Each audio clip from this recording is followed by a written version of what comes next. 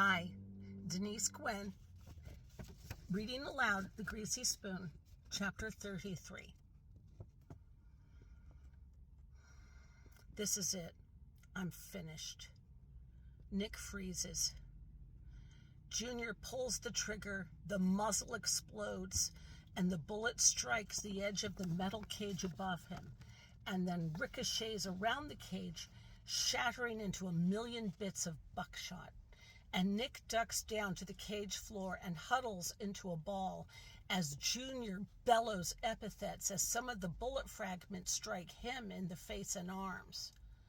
"Motherfucker!" Jeb Jr. screams.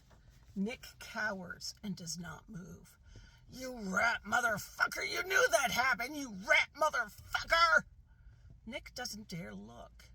All he can do is listen as Junior screams and kicks things and grabs his rifle and hurls it against a wall and yells some more and then picks it up again and hurries away. Why didn't he wait to kill me? He had the chance. All he had to do was wait and be patient, the dumbass. With his face pointing downwards, he breathes in a deep lungful of the noxious fog. His throat constricts and his lungs tighten. He looks above him. The cage has stopped descending, but now there's the matter of getting out. He needs to climb up the cage above him, finagle his way around it. He can do that, sure. He used to play on the monkey bars at the playground, and then he'll reach the concrete floor above. Such a simple thing to do, but when he lifts his arms, his muscles fail him and his breath leaves him. He drops his arms and collapses back into a ball on the cage floor and tries to think. It's so hard to think, but he remembers things from back when he was a kid.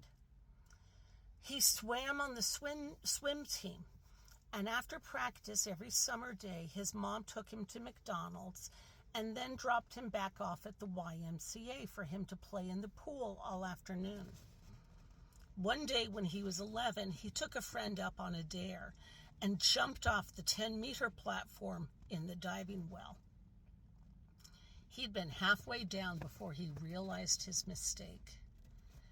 When his body hit the water, his skin shuddered at the sharp sensation of the cold, sharp water upon his hot, dry skin. But that pleasurable sensation lasted only a second as he torpedoed to the bottom of the pool. His toes touched the smooth tile bottom of the pool, and for perhaps the first and only time in his life, he thought he might drown. He forced himself to remain calm.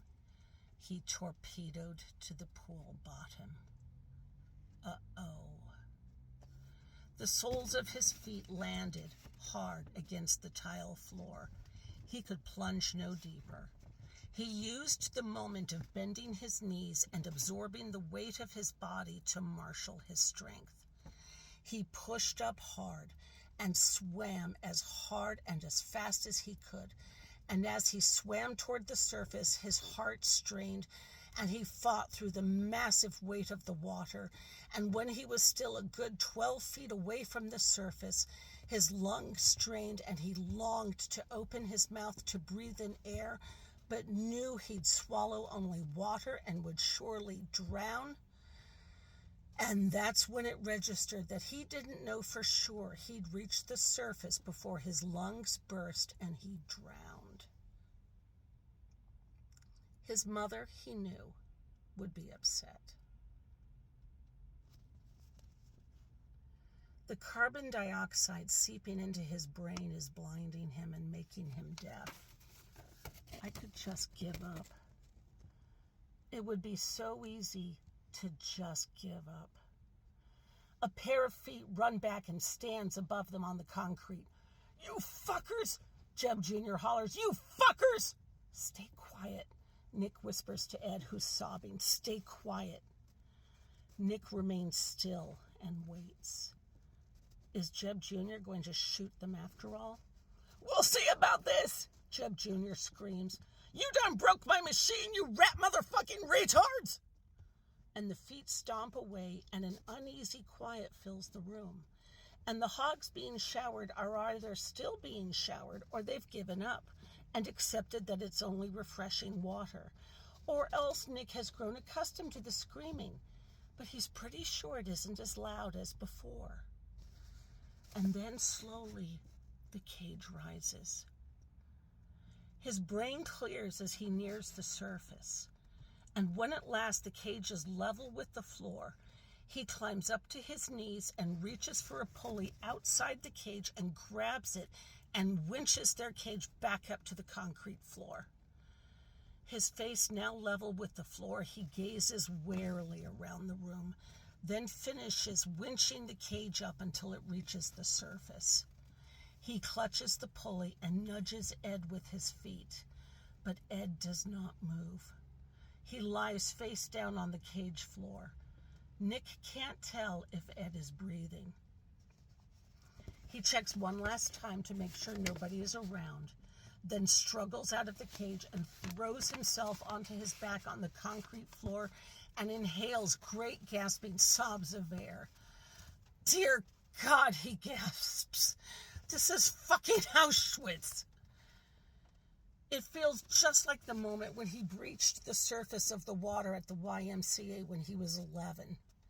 He barely survived that jump at the pool, and he never dove again, no matter how many of his friends challenged him, or called him a pussy, or called him a faggot, or called him a retard, which wasn't nice because one of his friends had a brother who was developmentally disabled, or called him a faggy pussy, or a pussy faggot, or a motherfucking retard pussy faggot, or any of the other various and imaginative names that his friends like to dream up to torture him with for not being manly enough to jump off the 10-meter diving platform.